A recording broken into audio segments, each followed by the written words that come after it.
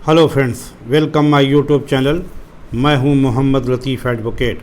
दोस्तों, आज आपको धारा 153 बी आईपीसी के बारे में जानकारी देने जा रहा हूं। इस धारा के अनुसार अगर कोई व्यक्ति राष्ट्रीय एकता के खिलाफ असर डालने वाली, यानी राष्ट्रीय एकता के खिलाफ असर प्रभाव डालने वाली बातें करेगा, बोलकर किसी तरह से प्रदर्शित करता है, बोलकर कहता है, लिखकर कहता है, या भाषण की शक्ल में स्पीच देता है, तकरीर करता है, कोई भी व्यक्ति, मैं या आप हूँ, कोई भी हो, कोई नेता हो या अभिनेता हो या कोई धार्मिक नेता हो, तो फिर वो क्या करता है, ऐसा लाछन लगाता है, ऐसा प्रभाव डालता है जिससे राष्ट्रीय एकता छिन्न भिन्न हो जाए, देश में अफरा तफरी का माहौल पैदा हो जाए और देश की राष्ट्र में जो एकता है, हिंदू मुस्लिम सिख ईसाई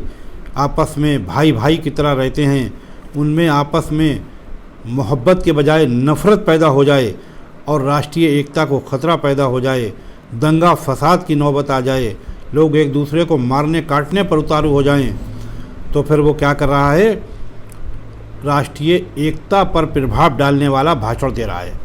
वो एक दूसरे के ऊपर लाछन लगा रहा है, एक दूसरे के ऊपर इल्ज़ाम लगाता है, कहता है कि तू उसकी जात को लेके वो इल्ज़ाम लगाता है, या उसके राज्य को लेके तू बिहारी है, तू यूपी का है, तू दिल्ली का है, तू यहाँ नहीं रह सकता है, तू ऐसा है, तू वैसा है।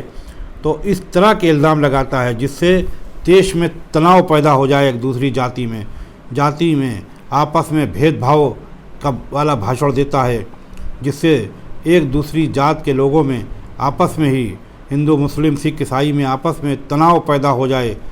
ऐसा तनाव को जो दंगे की शक्ल भी ले सकता है, यानी सीधे तौर पे आप ये समझें कि राष्ट्रीय एकता पर प्रभाव डालने वाले किसी भी भाषण, किसी भी लाछन को लगाना क्या है, धारा 153 बी आईपीसी का अपराध है।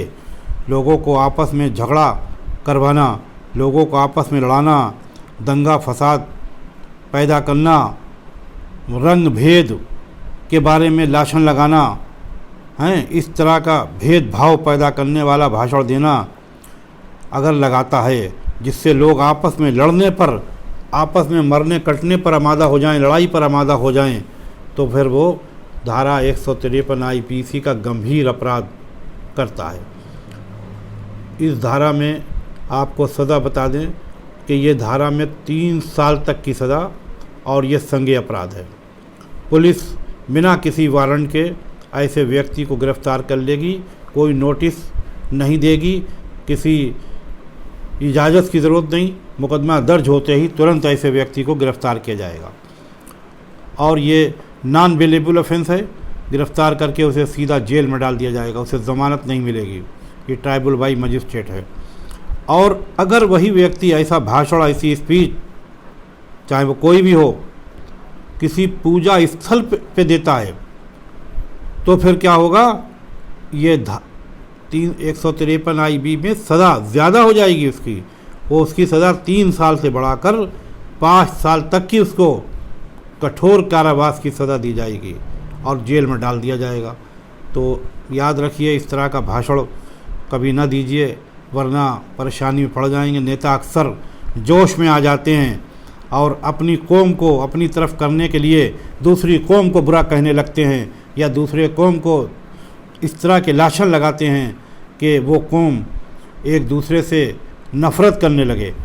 तो उन्हें भी सावधानी बरतना चाहिए और ऐसा भाषण देना चाहिए कि जिससे नफ़रत ना पैदा होए, मोहब्बत पैदा करने वाला भाषण देकर काम चलाना चाहिए।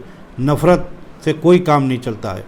दोस्तों, ये वीडियो आपको उम्मीद है मैं कि लाभ देगी, आपको काम आएगी, और अगर आपको पसंद आए तो लाइक करें, शेयर करें, और हमारे इस चैनल को अगर आपने अभी तक सब्सक्राइब नहीं किया है तो आप इसे सब्सक्राइब ज़रूर कर लें और बेल आइकन के बटन को प्रेस कर दें, ताकि अगली वीडियो जैसे ही अपलोड हो उसकी जानकारी सबसे पहले आप तक पहुंच जाए।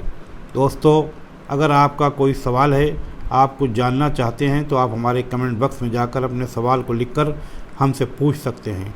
आप हमको टेलीफोन भी कर सकते हैं। दोस्तों, अगली वीडियो में अगली धारा के साथ आपसे फिर भेंट होगी। दोस्तों, वीडियो को यहाँ तक देखने के लिए आपका बहुत बहुत धन्यवाद। Have a nice day.